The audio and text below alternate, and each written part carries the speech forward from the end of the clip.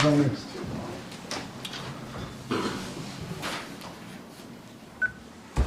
Okay, it's 6:01. We're going to start the Board of Selectmen meeting. Sorry for the 1 minute late. We had an equipment error. Today's April 21st, 2026 at 6 p.m. I'll do a roll call. Selectman Bill is present. Selectman Griffin's present. Selectman Gilman's present. Department heads that are present are Town Administrator Brenda Pearl, Road Agent Russ Pearl, Police Chief Dana Flanders, and Fire Chief Tom Blanchett. Would everybody stand for the Pledge of Allegiance? I pledge allegiance to the flag of the United States of America and to the republic for which it stands, one nation, under God, indivisible, with liberty and justice for all. Thank you.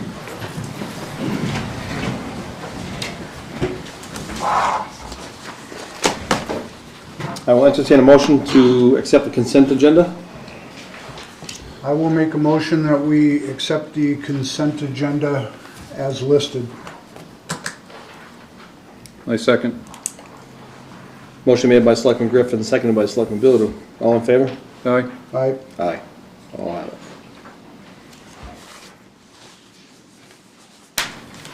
Board of Permits. We have two today. We'll open up the Board of Permits at 6:03. We have somebody from planning and someone from zoning representative. You guys all have copies of these?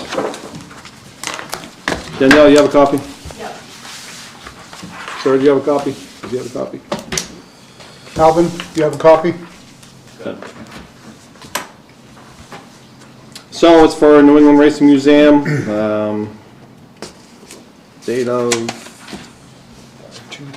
charge of the event. Jim Lowry's in charge of the event. It's a car motorcycle show. Rain date of 5/3/2026. Start and event date 5/2.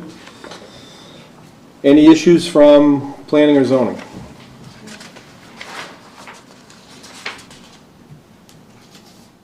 These are ones that's been done in the past, aren't they? Yeah. Yep.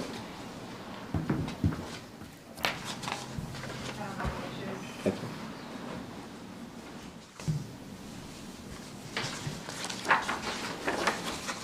I'll go back. Please, Chief. I don't think we've ever had an issue with events there. What's that? I don't think we've ever had an issue with events there. All right. Fire Chief.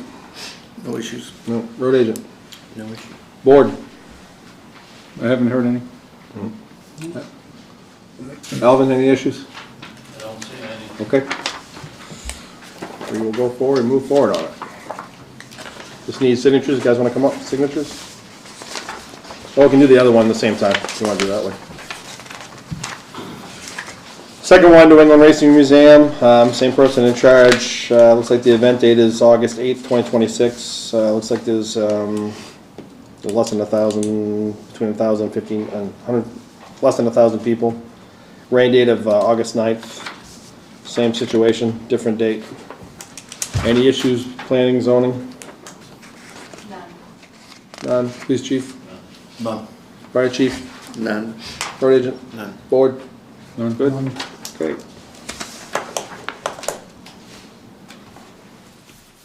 You guys want to come up and sign away?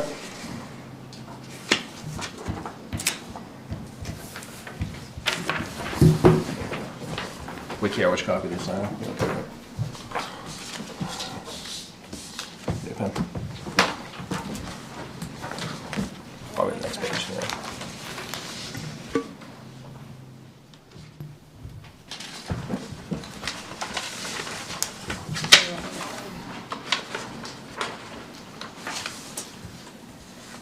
Where are they signing off on this, Brenda? Special events, it's just one signature, isn't it, Tom? Yeah, Just one? yeah, in special events, it's just one person. Okay, my bad. Here you want you. What's that? Hawkers and Peddlers are three, but Okay, that's what special I- events is only one signature. And then who signs that? Oh, okay, you're all set. Thank you. I'll close the Board of Permits at 6:06.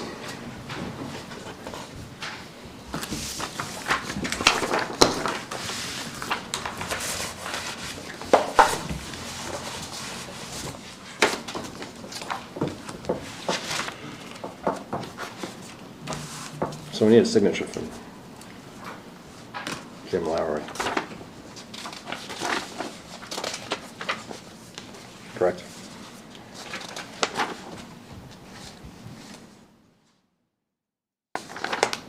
He signed it as property owner. What's that? He signed it as the property owner. Charge of the event.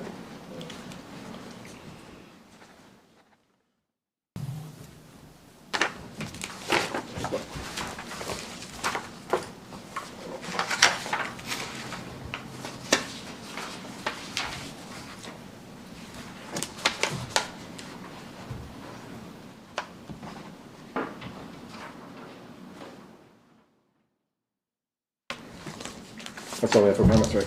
Yes. Danielle and Alvin, you guys are all set, unless you want to hang out? That's all we had, is just those two. Appointments. Roger Maxfield.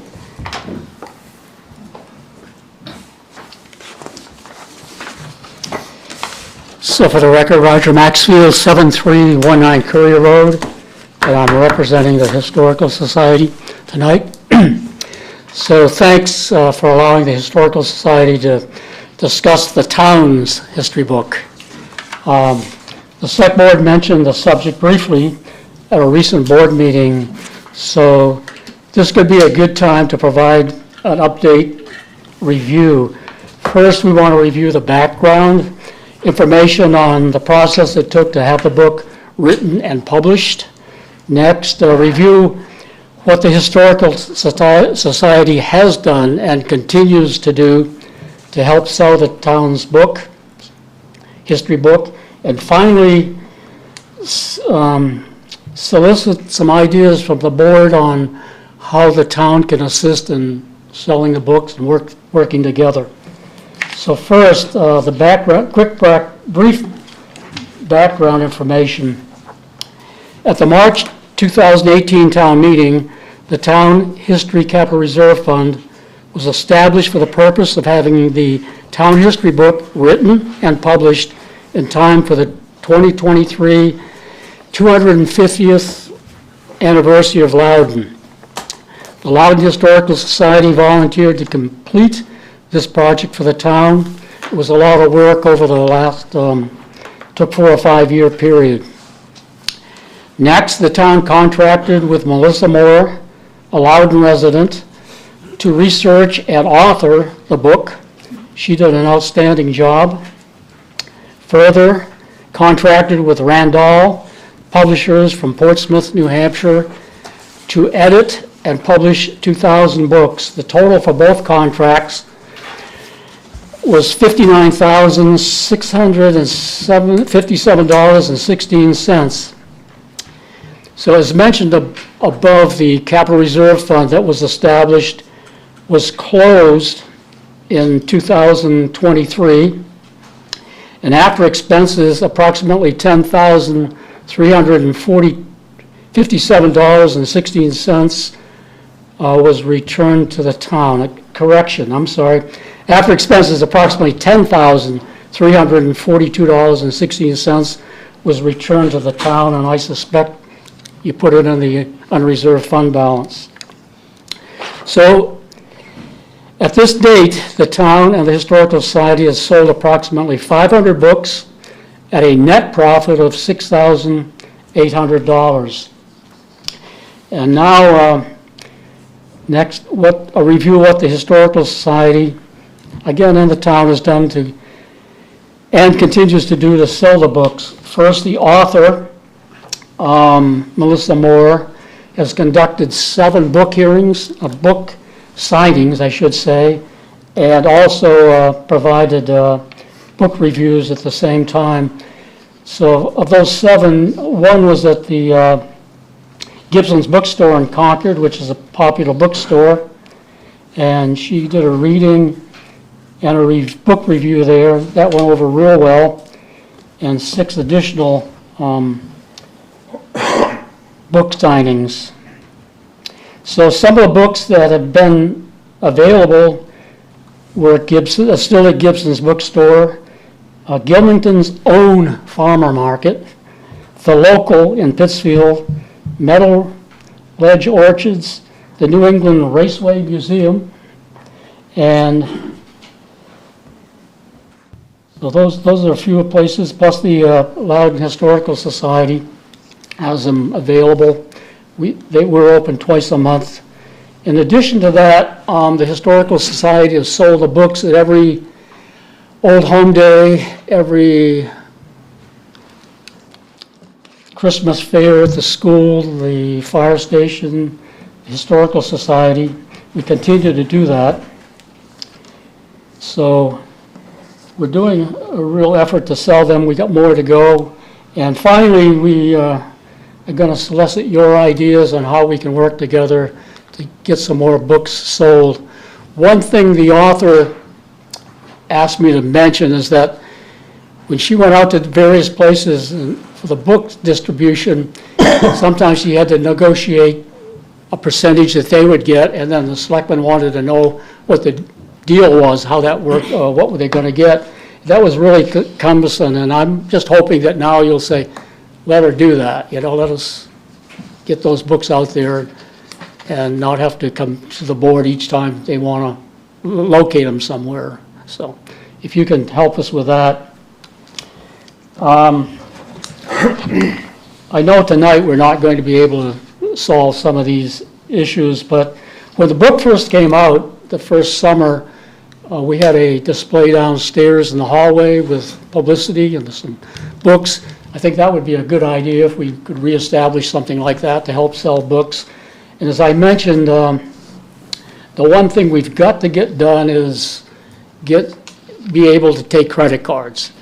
People say, yeah, well, you could take a credit card. We can't do that, cash or check. So we're going to resolve that problem. So we got a ways to go, but I think we're off to a good start, and we're getting some revenue back for the town. So any questions, I'll try to answer them. No, just quick history. I don't think the board's aware that I'm the one that opened my mouth and shoved my foot right in it. So on this whole topic. And that's not why we're here. I know, but I want to take ownership of what I said and that type of thing. But I was downstairs and I noticed there's 68 cases of books and there's 22 books per case. I did the math real quick in my head. It's a lot of books. Sure. I didn't see a whole effort on selling these books, and I might have made a couple comments in a meeting saying the fact that these books, we really need to get going on these books, and why do we have so many cases and so many books per case? And I brought up the question. Sure. Well, I didn't do it politically correct, and I offended a few people and depicted that I don't care about the history of the town, which is totally not accurate at all. I care about this town more than anything. Mm-hmm. So I will, first of all, that was me making a comment, not the board. So I take full responsibility, and these guys should not be held accountable for any comment as far as this stuff goes. Sure. Well, but the fact is, you cannot beg people to buy a book, and a lot of people have, and we're going to be selling more too. And we also had a discussion, if I can finish, we also had a discussion, you and I had a discussion about past boards not being supportive of efforts of maybe letting a bookstore sell the books or this place sell the books and what they can buy them for. I will speak firmly. I have full support of anything you want to do to sell books. Sure. Thank you. And I think this board also will fall the same way. That it's however you can sell books is what we need to support you at and get this book out. And I've bought 2 myself, so I haven't read it yet. My wife's read it, and I need to get going on reading it, but it's important, I think, and I think I support the program. I know I support the process, so. Sure. Whatever you need, Roger. Sure. There's other things we could talk about in the future. Yeah. After a certain number of years, you can reduce the price of books and so forth, but you do have some revenue down there to sell, and we'll keep doing it, keep working for you. Yep, appreciate it, thank you. Thank We'll you. help you where we can. Sure. Thank you.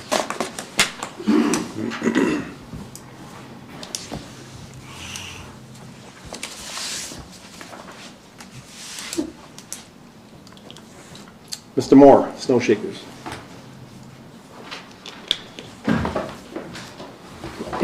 Good evening. Evening, how are you? Thank you for giving me an opportunity to come in and talk Absolutely. about this trail permission slip. I dropped it off last, 2 weeks ago probably. Kind of hoping that we could go back to the same deal that we had before. In this snowmobile trail permission slip, there was an option for an indefinite permission. There's a 5-year and a 1-year. And I got the call from Ashley last week saying that the board would only do 1 year. And I said, well, it's better come in and explain it a little bit more to you, so maybe you'll understand the benefits of the indefinite. Because with this landowner permission slip comes a $2 million insurance policy from the Bureau of Trails. So if I forget to come in next year, and somebody gets hurt out on the snowmobile trail, on all these Class 6 roads that we have, you don't get the insurance.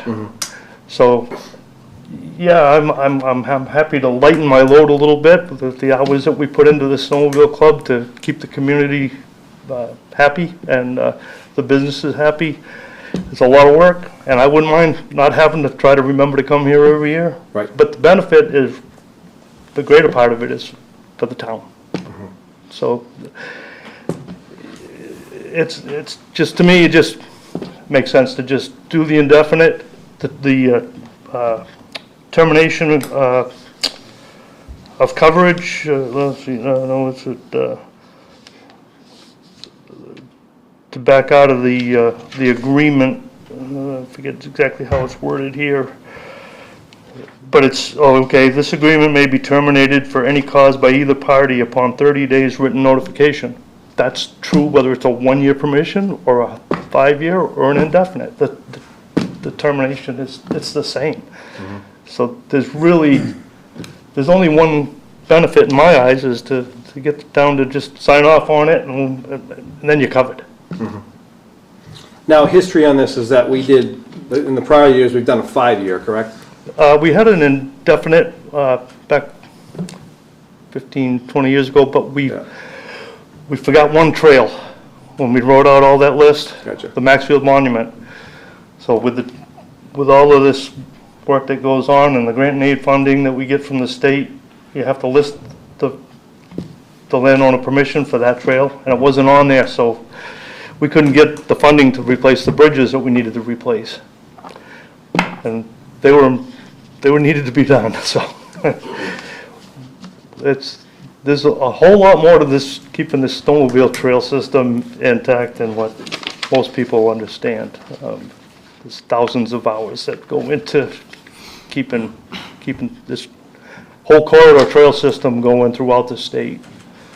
So this is just keeping it on subject, this for the permission slip, without going into all those other details. Unless you got questions and want to understand it a little better, I'm happy to help you, and I got Tom Dow with me. Yep. So the only way that insurance triggers in is when it's an indefinite? Nope, it's there. It doesn't trigger it with a 5-year? It's there as long as, if we do it every year, it's there every year. But you're saying that if you forget to come in, you might lose it?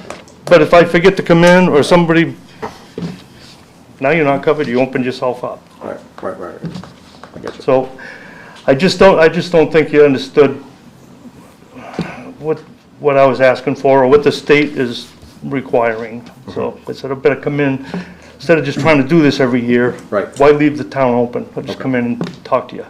Okay. No, appreciate that. Questions by the board? I might be open to a 5. I'm not sure about the indefinite. I think what triggered the 1 in the first place was the fact that we were looking at what if we get roads change, all of a sudden something's not a Class 6, somebody wants to put in 2-3 houses on a road where these trails might exist, and that's why we weren't in favor of the indefinite, because we didn't know if the road changes in 5 years from now and we got hot top instead of a Class 6 or something, road improvements for a development, you know what I'm saying? All these roads are Class 6 roads that were closed subject to gates and bars back in the 80s. So, Okay. I mean, the only way you could reopen the road would be by a vote of the town. So you'd have more than 30 days to cancel. Right. Cancel the 5-year or the indefinite? Whether, Any of them, whatever. any of them. Right. The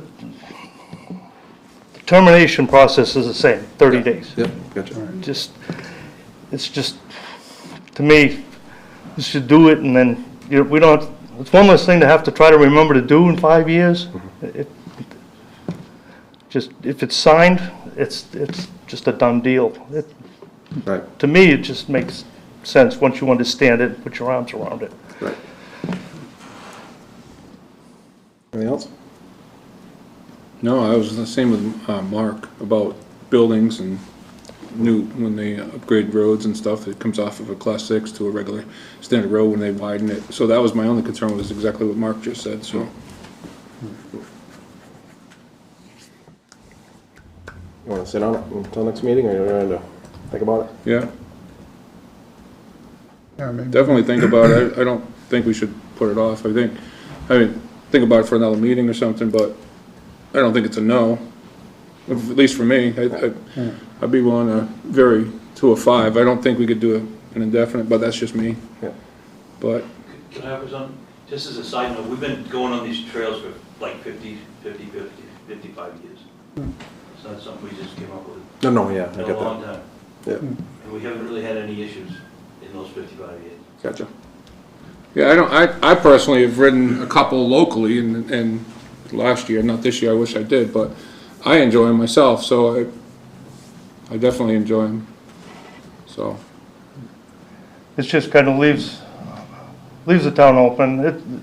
Canceling it is the same regardless of which box you checked. Yeah, like I said, yeah. Could be done in 30 days in June, or September, or January, can be done anytime. You can terminate the agreement. It's just not leaving yourself open, and just makes, to me, it just makes sense to protect the town, that's all. Yeah, Yeah. So I would say, sir, I would say we're gonna table it until next meeting. You wanna come in next meeting and we'll have a decision for you and go from there.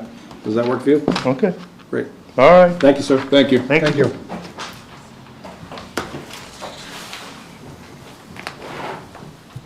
Department head updates. Brenda Pearl. Chief Flanders. Officer Bailey graduates the academy on Friday. Plan is for him to be a sole officer sometime in May. Lucas Condi passed his physical fitness test yesterday. He's riding along for a couple weeks before he starts the academy on May 4th. Next week I'm away. Sergeant Nye is going to be officer in charge in my absence. If I'm needed, please don't hesitate to call my phone. We've been incredibly busy at the department the last couple of weeks. At least a couple of our big calls have been on the news, and it just hasn't let up lately. Over the next 2 Thursdays, we have a total of 4 officers participating in training with Guilford PD. It's for driving. It's being hosted by New Hampshire Motor Speedway. I traded them a polygraph for 4 free spots in training. Tomorrow, the chief and I have a HSCM meeting, Homeland Security Emergency Management, at the fire department after our department head meeting. That's with all the players for the NASCAR race. Anticipating the employee who has been out on a medical leave back at least part-time in the middle of May. Today I submitted our reimbursement for our MDT grant purchase, so sometime in the near future we should be getting a $10,000 plus check in. I am waiting on a quote from New Car and Plymouth for the next cruiser purchase. I contacted another chief and he said he got a really good quote from them, so I'm waiting to hear back from that before we decide which one we order for our next cruiser with the next budget. May 31st, I saw in the consent agenda, I saw the Eagle Scout letter in there. May 31st, Nick Gelinas is becoming an Eagle Scout. And it's a really high honor. I was never a Boy Scout, so I don't know just how hard it is to achieve that. But I know Nick Gelinas has done in the community, being a part of the community, making that designated fishing area, and kudos to Nick, and I'm planning on going on May 31st. And that's what I have for the board tonight. Questions? Do you currently have computers in your cars now? Yes. So these will definitely upgrade them to, Yeah. Yeah, and it'll make how many will it give you? Well, give us 4 that are every day in the cruisers, but it'll allow us to put one in the booking room, which is a big asset for us, being able to just do the arrest report and streamline things there. Now, the academy is requiring officers bring a laptop or a tablet when they go to the academy. So we'll have an extra one. I mean, these computers were a little bit older, but they were certainly still useful. So we, be able to repurpose the ones that we already had. I think there's only one that we need to get rid of completely. But we'll have 4 active in the cars. Nice. Will you be live, be able to run Oh yeah, we're your live. plates and everything? Oh, so you are now? Yeah. Oh, okay. That's all I got. All right, good. Good. Us Pro. Yesterday on the 20th, the Speedway Cares Day took place down to the Landry Field on Standards Road. They showed up with up to 20 people, and they were there for most of the day, some of them. They did quite a bit of stuff for us. They put up a foul ball net on one of the fields so that protects the public. They changed the border out on the playground. It's kind of old, and they had us haul in some sand, so they respread the sand around the playground, made that a little safer for the kids too. They painted the protection barrier that we have on the top. There's like a round plastic on top of the fence. Yep. They painted half of that. They painted the other half last year, and did some field maintenance as one of the fields needed a little more help. But appreciate what they do every year. I think this was their 6th year of doing it, and it really helps the highway crew out because they take that burden off us, and it preps the fields for the kids for the spring. So I want to thank Dave and his crew for stepping up every year and helping us out. Awesome. Thank Pretty you. important. All the posting signs are down. If you see one up, let me know. But I think we've got them all down. The crew did a erosion control class today, which helps them with culvert installation and ditching and things like that. We're going to start cleanup tomorrow and probably at the beach. Get that cleaned up and prepped out. I believe this coming weekend is the fishing season, and we have that off to the right section that they is for fishing. I normally put up a orange fence to keep the fishermen off the beach. Is that something you want us to continue to do? Some people are not happy with it because it usually stays up for almost a month, and it makes it difficult for some people to get down to the beach, but it kind of is pretty distinctive line that you're not supposed to cross over to fish. So Oh, yeah. it's been an issue in the past with people supposedly losing lures and fish hooks and stuff. So Yeah, I thought there was a thing last year where someone couldn't access. yeah, they Couldn't access the area they wanted to access because the fence was up. Was it for Right, I handicap think- purposes? I think it was a baby carriage or something that they had difficulty because of the other. There was another way in, but it's just a Gotcha. stairway. So I guess. What do you want to do? I mean, you I mean, you feel the complaints, so yeah, we put the fence up, and I think the people that obey the rules stay behind it, but there is some people that still go out and fish on the beach, so it's not that much effort to do it. It's just, like I said, it's in the way for people to use the beach if it happens to warm up before. I mean, we could leave it up for like 3 weeks or Yeah. whatever, but usually when we put the buoys out for the beach, that kind of officially opens the beach up, and we take it down then. So, what are your thoughts? go with what you think. Put it Yeah. up for 3 weeks and see what Okay. happens. Then we'll start cleaning up down here in the village area, just prepping out so we can mow the lawns. And we're trying to pull the trucks off for snow, but I woke up the other morning I think it was Monday, maybe Monday morning, yeah. They had black ice on 106, so I had to take a quick ride around. We were okay. But the state had to deal with it, so we're slowly doing that too. And that's about all I have. How do we fare through the winter with trucks, maintenance? Good, I think. I mean, we had a few issues, but no major problems, no major motor transmissions or anything. We just had the general hydraulic hose or electrical codes that seem to be the new thing that flash on the dash for various reasons. Are you able to make your own hoses, or do you have to go? No, we have to go out. This is, we thought of it, but there's so many different hoses, it's really hard for us to nail that down. Yeah, you get 10 grand, 30 grand? Yeah, every year though that I get this same trucks, it's making it a little easier, but. And in the past, we've gone to J&D Repairs and they've been pretty helpful with that.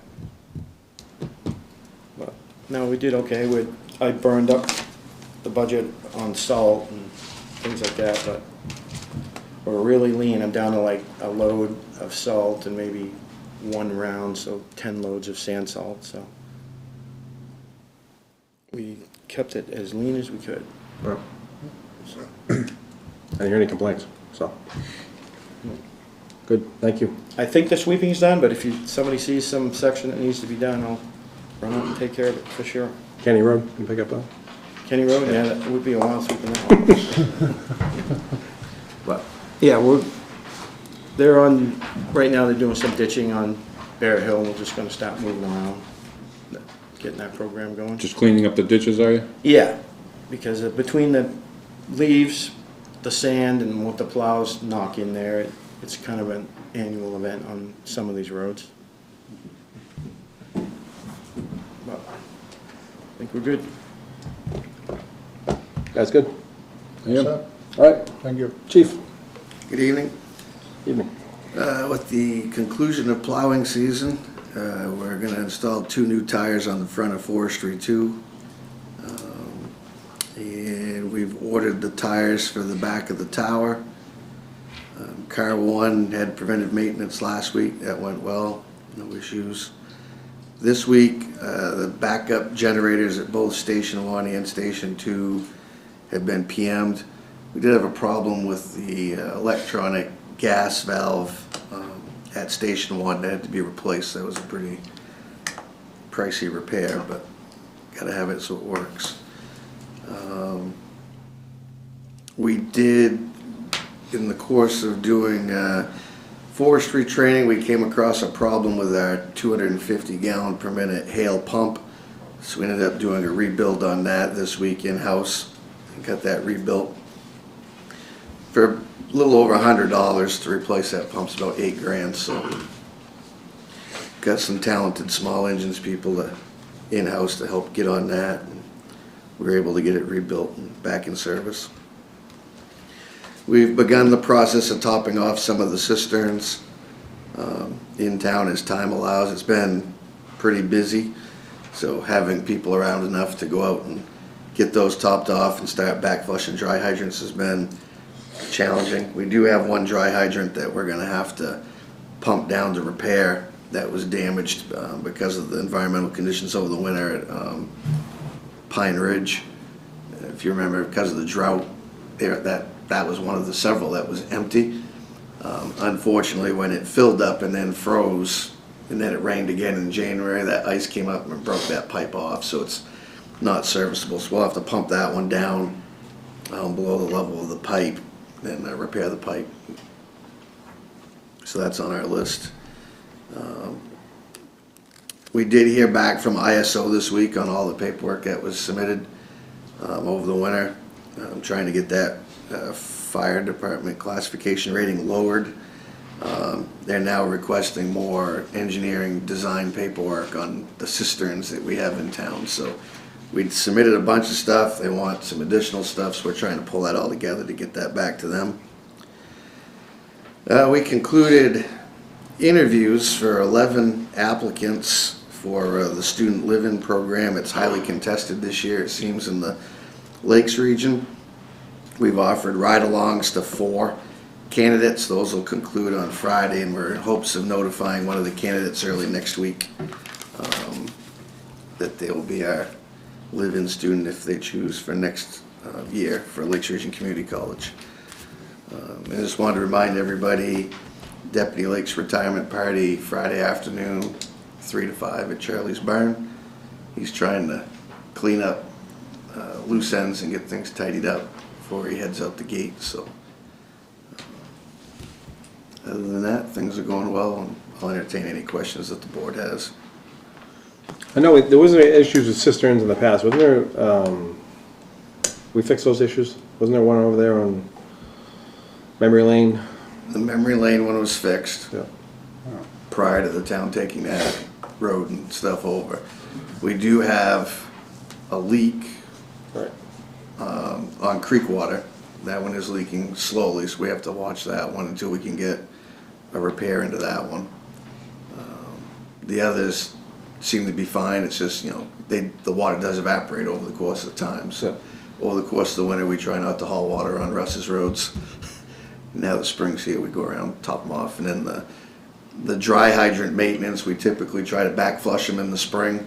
So anything that's come down into those pipes or near the pipes has sediment over the winter months, blows it back away from the inlets. And then in the fall, we'll go around, we'll pump them again before winter, if we have water. The past couple of years, that's been the issue, is we haven't had water in the fall to pump them again. But we do try to get them all back flushed in the spring. That's all I had. Thank you. Good. Just thought of something more, but I can't think of what it was.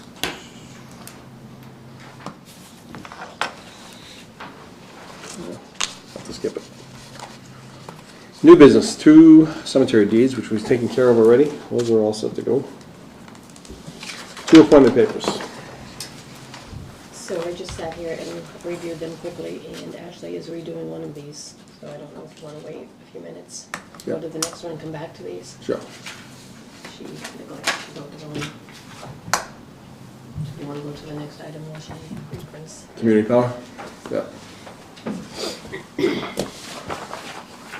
So we've received a couple emails from, or 3 emails for residents in town upset at both. The service community power has been provided for the town of Loudon, as well as the rates, obviously.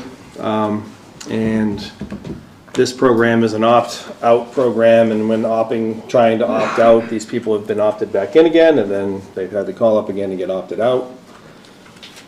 And needless to say, this program has been less than fluent, less than acceptable, and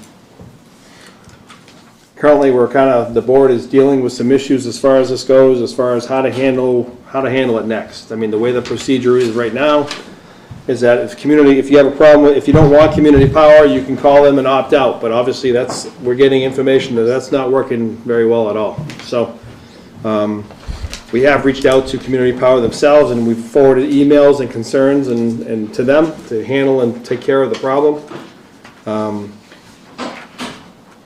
We're being asked to do something about this program. We're being asked to do what we can to opt out of this program, to have the whole town of Loudon out of this program. I can tell you that this Board of Selectmen is working on it. This Board of Selectmen has reached out to legal to find out what kind of financial burden it would be on the town to do this, because we're currently in a contract with these people. And without getting into attorney and conversations and all that, I can tell you that we are aware of the problem. We are trying to fix the problem. We've had a couple ideas of something, to fulfill until we can resolve the problem. One of those issues was community power is willing to come in and talk to the board, and we are thinking as a board to open up a public hearing or a public night just for that purpose. For them to come in, and then people can show up and they can talk to them directly and say, listen, this is my problem, this is what I'm having for a problem, and I need you to take care of it.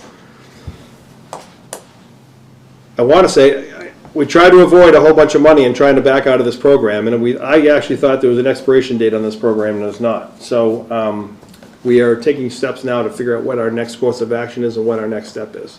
And there was communication today with legal, and there was communication today with the people in charge of community power. So if you're not getting anywhere with community power, if you're opting out and you're being put back in again and you have to opt out again, please forward that contact information of who you talk to, what's going on, and forward to us, and we will resend it to the direct person that we have in our contacts. We are not ignoring the problem. We want our residents to be happy about the situation. We know that the rates aren't making anybody happy. And all I can say, I'm just trying to stay above, not get into the legal ramifications of the whole thing, but this could cost a little bit of money, which we're trying to prevent. And we're trying to find ways to get this done, get this project done, to get out of this community power as easy as we can, and to take the burden off our residents, and people can go back to their power supply they had before. Now, I understand there's probably 50 people in town that are upset about this community power, and I want to say during this town meeting vote, there was 250. So I don't know if 50 people can decide if we stay in or stay out, or how that works. But my understanding is, and we're trying to shore it up, that at a town meeting, this got voted in as being something the town of Loudon wanted to enter into, and it would take a town meeting to get out of it. So that's kind of, we're trying to find out what roads we're going to navigate to get this done. It's not out of the realm of possibility. We can get it done, just a matter of what kind of hoops we have to jump through to get there. Financially, how much it's going to cost. So I do want to clear up that issue. I don't know if everybody here is here for community power. If you're welcome after the meeting, and we're welcome to talk to any one of us about it. But we do feel your concern. We do hear it. We have the same concerns. Our power is the same way. And we're working on trying to rectify the problem, and it just doesn't happen overnight. And if you guys remember the process of how this whole thing worked, that the community power came in, wanted to approach us in the Economic Development Committee to say, listen, we have a plan for lower power. It would benefit the town of Loudon. The more people that come in, the better off we are. We'll have a better rate. And so the Board of Selectmen said, okay, we're going to put it in front of the town. There was a town meeting. There was a vote at town meeting. Town meeting voted it in. The people of Loudon voted it in, and that's when it came to its adoption. So that's from me directly to you. That's how that process works. I don't know what you're reading. I don't know what you're hearing out there, but the Board of Selectmen did not force this down anybody's throat, and did not agree to something without getting the town's backing on it. So, and now that's listed in town reports. There's minutes of that. There's plenty of places to verify the information I just provided you. So, that being said, we are doing our best. We are doing our best diligence of trying to, one, is not to spend the town's money on trying to get out of this program, but two, what's the most effective and the easiest way to get out of this program? And then three, does the town want us to get out of this program? And all that stuff can happen in hearings to come. So, board, everything else? I would reiterate to everybody that maybe we need to be looking out for each other, and I know some people are getting opted back in.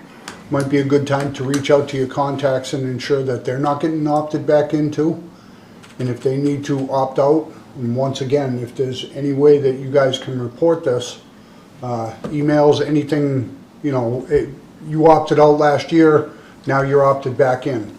Well, opt out again, obviously, but notify us so that we can bring this to the community power people more as a batch. Hey, 30 people got opted back in, not just, oh, I heard about this one person that got opted back in, or we got opted back in. It would help us to have a better capture of who's getting opted back in and what the frequency is, so that we can go to community power with these concerns. Thank you. I think you guys said it enough for me. Okay. Is anybody here for community power? So we have, yeah, I'll take it right now, sure. Come on up.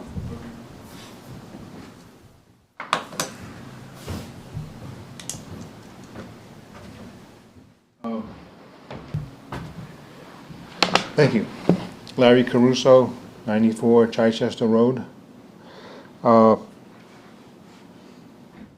It was my understanding when we went to the meetings on community power that it was going to be an automatic opt-in and then we could opt out.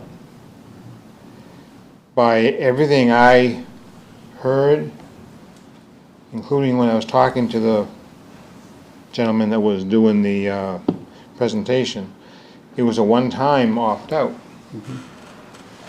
And I don't know if that is going to help you guys at all or not, but they're automatically somehow opting us back in, and that's what's causing a problem. I happen to catch this, and let you guys take a look at it. Have the envelope on the back here. This is, we're gonna go back to the microphone.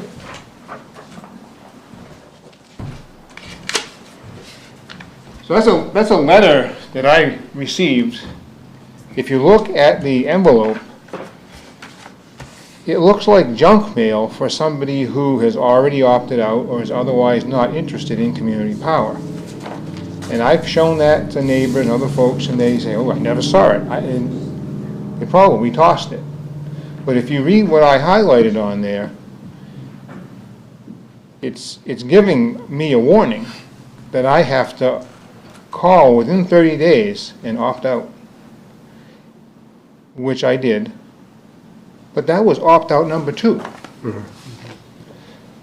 So I think that's a problem. And as far as if it's going to cost us money to keep the program or to get rid of the program, I'd say let's just keep it. But let's just make sure that they're not breaking the law by opting people in after they've already opted out. Could I ask you a question? Sure. You're one of the people that got opted back in after opting out? I'm one of the ones that was going to get opted back in. Oh, So okay. That's the letter. That's you the just gave letter us. that I happened to open it, and I probably spent too much time opening mail, on the junk mail. But I opened it up to see what was going on, and I happened to catch that. And somewhere on the Loudon Community Facebook page, I had posted that. And but that was some time ago, in 2024. So I think since then, it might have happened again. And I think what triggered that, and this could be some information that could be helpful to you guys, I think what triggered that was I had just recently left Direct Energy. I think it was Direct Energy. But I left one of the alternatives to Eversource and went back to Eversource.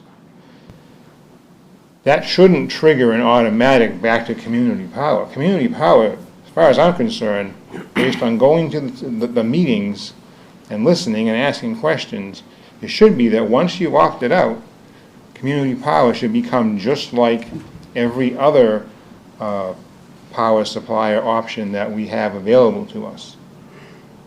Shouldn't have to keep opting out and hoping you catch the letter and hoping the letter didn't get lost in the mail and so forth. What's your status now? Are you out on your own? I am out. You are out. I am out, yes. You know, something I'm Can I see that one more time, Dwayne? Something I'm very much not in favor of, Thank you. gentlemen, when it comes to the community power, is when you look at that little chart, I think it's in the upper right-hand corner, and it shows all the different levels of electricity and the cost, and you can get 100% clean electricity. It's nice, very expensive, it's nice, and it doesn't make your appliances last any longer. You know, it's not a nicer sine wave, because it's the same electricity that's going into everybody else's house. And I think a lot of people don't understand that. I know that question was asked at the town meetings, or the discussion meetings. That's just it's a bunch of bogus nonsense. And I mean, I think, clean energy is great if we can do it efficiently, but that's a whole separate thing. The bottom line is people in this town need to know that if they think that they're doing better or that they're going to have better, nicer electricity, maybe better for their computers or whatever, because they're buying more expensive electricity from community power, it's not true. It's the same thing. I spent 31 years with a telephone company installing the equipment for the vendors that appeared after Marbell got broken up back in 1986. And I can tell you all that the dial tone that you got from somebody else's telephone company was the dial tone that I helped to install. It's not their dial tone, it's my dial tone. And this is the same thing with community power. It's Eversource electricity. And the idea that somebody could be, in my opinion, duped into believing that they're getting something better that's gonna make their refrigerator last longer, or make their microwave last longer, or keep their computer running cleaner, or I don't know. I don't know why you'd spend that money, but it's there. The city of Concord opted their residents in at one step above the basic rate, which I thought was very interesting. So I think that that Concord has a city council. I think they all got duped by it, because there is no gain. I think the sales pitch was it's gonna be cheaper, and I think that's what most people did, and then when they have to opt out, you can only opt out, you don't have to opt in, that became the issue. And even back then, I know this board, and it wasn't this board, but I was on the board with two others, and Roger, you were there, and we even said, there isn't enough meetings to have to make sure people understand they have to opt out of this if they don't want it. Like, we added 2 or 3 extra meetings on top of that, public hearings, to say, listen, this is how you want to handle it.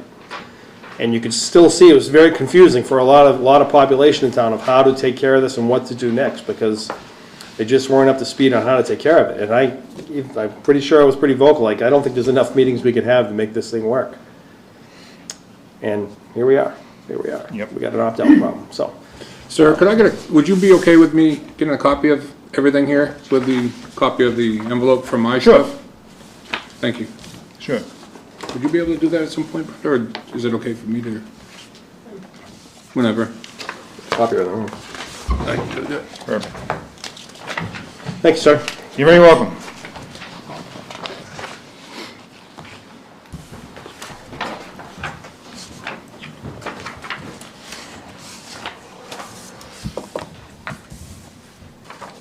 I didn't actually mean like right now.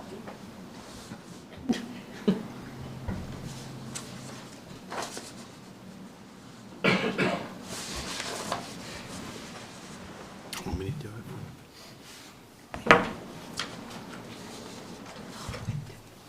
Yeah, if you wouldn't mind, that'd be great.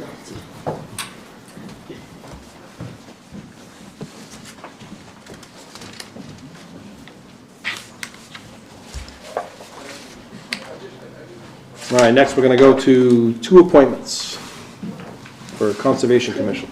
Well, could I make a comment on that last, I guess I was supposed to come up Okay. on the community power. Donna Leclerc, Yep. 135 Lovejoy Road.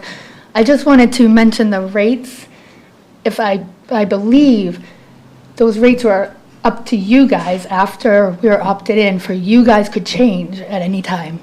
And I just want to say, I kind of have a problem with that too. Not saying you guys would do it, but if you're going to up us a level or 2, get us into more cleaner energy, that would have to go back to the town, maybe. It's more a question, kind of, but. And I don't think that's even, right now, the way the program's working, I don't think we're looking to opt into anything else. Oh, I know, I just wanted to we're mention trying that with the original Bottom program. water line is we're trying to figure out how to get out of it. I get it, but if you can't, just Right. know that that's in there Yeah. as well. Thank you. Thank you. Okay, Yeah, I just need a motion on, yep, maybe we can do one motion for both. yep, one, full member and an alternate Yep. member. All right then. I will make a motion that we appoint Mitch Cummings as a full member and Taylor Arroyo as an alternate member of the Conservation Commission. And that would be the appointment for, both of them would be until March 31st, 2028. I second. Motion made by Selectman Griffin, seconded by Selectman Bilden. Discussion? None? All in favor? Aye. Aye. Appointments are done.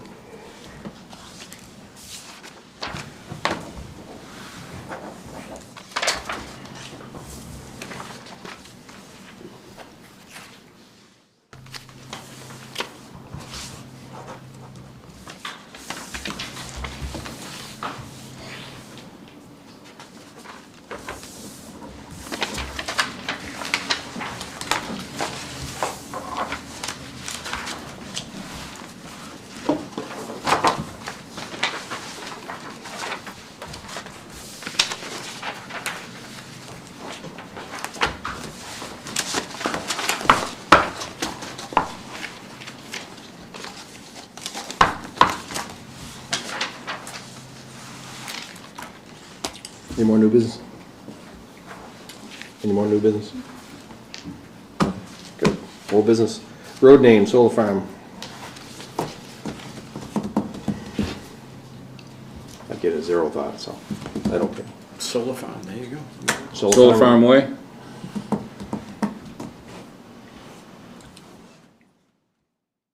I guess it makes it pretty dummy proof on the radio call, right? We were Just saying. Solar Farm Road. Yeah, Solar Farm Road. I'm in. Sunshine Drive.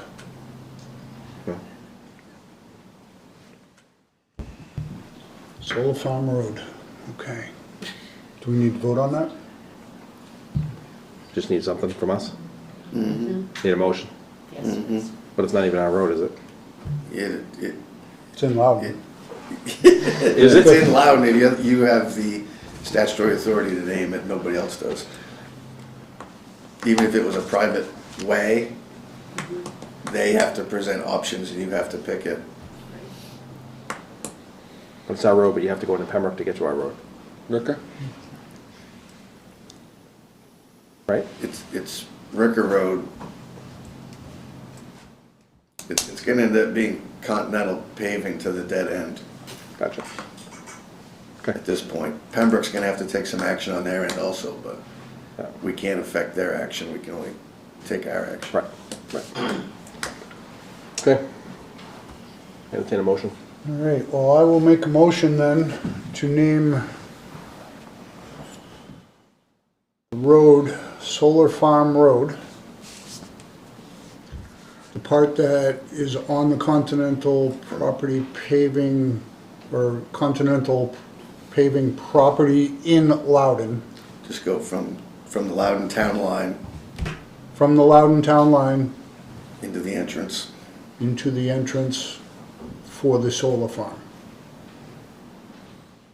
Is that muddy enough? Clear as mud. All right. I second. Motion made by Selectman Griffin, seconded by Selectman Bildu. Discussion. None. All in favor? Aye. Aye. Thank you. Important dates and reminders, April 23rd, 7 PM, Zoning Board of Adjustments. April 25th, 8 AM to noon, Household Hazardous Waste Day. April 25th, 10 AM to 2 PM, Drug Take Back Day in Suffolk Cruiser. With food, right? Yeah. Okay. April 20, April 25th, 4 to 7 PM, Firefighters Association Spaghetti Dinner. April 30th, 1 to 6 PM, Battle of the Badges Blood Drive. Public comment. Anybody would like to stand up and speak to the board? Mr. Caruso.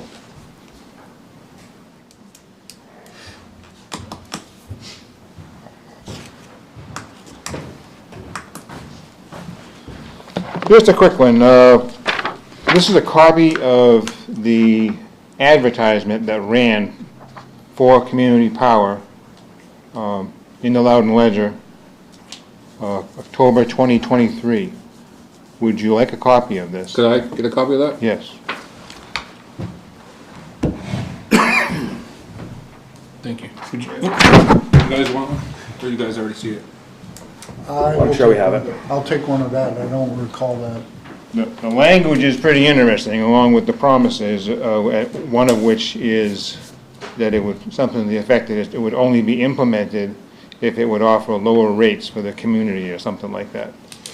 So, that is all. Great. Thank you, sir. Yep. Anybody else? Okay, we have 3 non-public sessions. First one will be Dave McGrath, second will be Chief Flanders, and third will be an appointment for hiring. So, I filled it out, so I'll go ahead and make the motion on this. Okay, I'll let you. All right, he's got to get in here.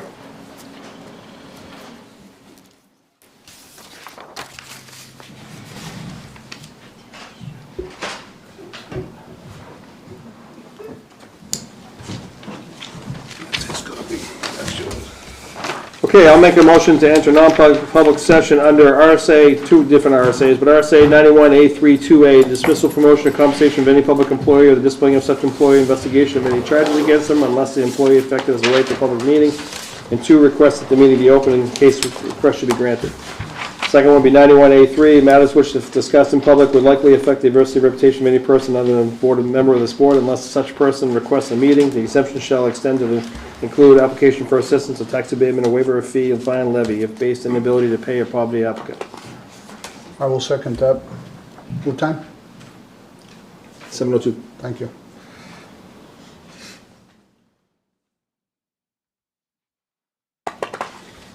Okay, I need a roll call vote. Aye. Selectman Bilodeau. Yep.